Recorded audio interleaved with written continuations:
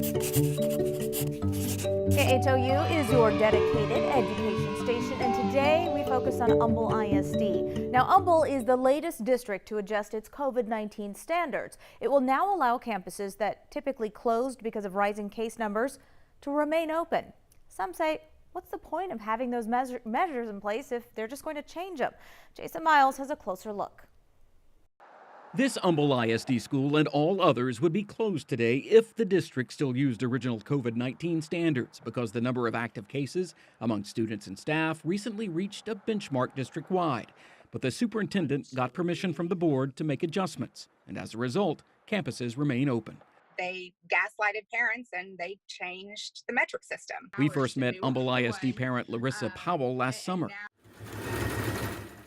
as her daughter Izzy worked to make and collect thousands of face coverings for district staff.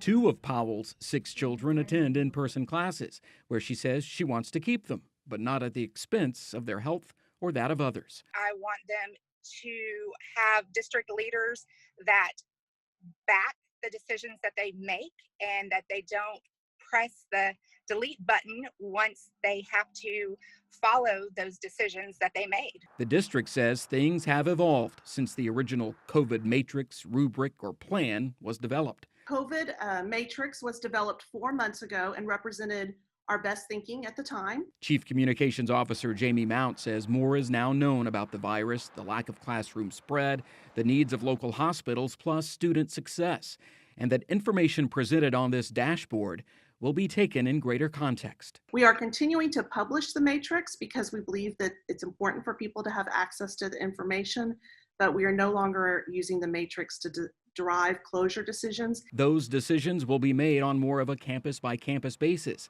and even Powell admits that going all virtual district-wide, which original standards made a possibility, might be unrealistic at this point. Most definitely, it would be hard. In Humble, Jason Miles, KHOU 11 News.